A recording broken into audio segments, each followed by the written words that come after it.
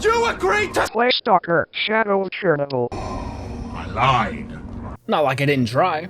I gave it an honest attempt. I booted up the game, watched a pretty neat cutscene, sat through some exposition, waded through a long tutorial on how to use a fucking PDA, and then I ran into this mission. Some dude is being held hostage and I have the option to go in alone stealthy style or go in with a ton of guys guns a-blazing. I choose the latter because after my Call of Duty video, I was getting kind of tired crawling around just a few bullets away from my last checkpoint. Regardless, I decided to play it carefully. We ease our way to the house where the guy is being held captive. I'm low to the ground and shooting through a fence. I should be pretty difficult to hit. After unloading an entire clip into this guy, he finally goes down. I turn this door into this other guy and die from one bullet. I then respawn immediately back before the PDA tutorial and I am just hit with this feeling of malaise. Any want to play Stalker immediately leaves my body, and for the next 3 weeks, I was left with zero desire to play any video games. Safe to say, I was burnt out.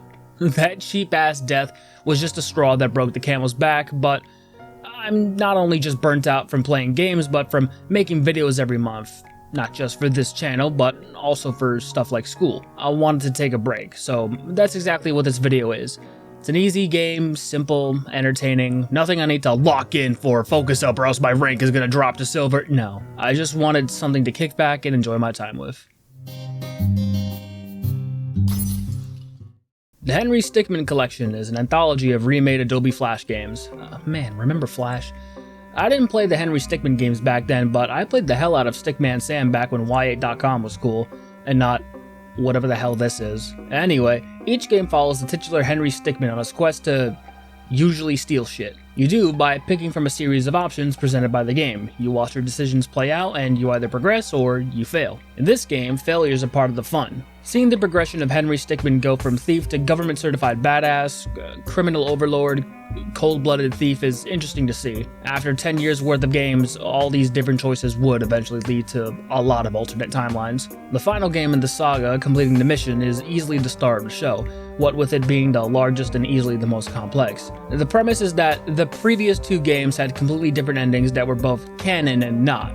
For example, in infiltrating the airship, you can choose to side with the government or these bad guys known as a Top Hat clan. In the next game, Flaying the Complex, you have the chance to phone someone to help you escape said complex, your options being the government or the Top Hat clan. Both options are equally possible until you decide to focus down a specific route. Kind of like Schrodinger's cat. In the beginning of completing the mission, you choose which endings you wish to follow the timeline for, and you can only lock in choices that make sense. For example, you can't lock in Cold-Blooded Thief and the Top Hat clan escape because the first ending has you making an enemy of the Top Hat clan. I think the only time I've ever seen a game ask which choices you made in a previous game was Wolfenstein 2: The New Colossus. But even then, I don't think it altered the story that much at all. It just changed some cutscenes a bit. By now, you must have noticed me clicking on all these characters. That's because nearly every stick person in this game has their own unique character bio. The bios can be as simple as, yeah, this guy who kicked you in the dick also has really dense feet, so you know it hurt way more than just getting normally kicked in the dick. But it can also be a bit more complex, like that guy whose life you ruined in escaping the prison by getting him falsely convicted Ace Attorney style. He ends up joining the Top Hat clan because security detail never ends up working for him. This game has plenty of secrets too, like clicking the sun or the moon lets you see the shoot the whoop face, or if you find this key, it lets you free a guy and then you can grab this USB stick that he drops that lets you see a code, and if you input that code on this keypad, you open a door for this chase scene, which allows you to get the big ol' sword.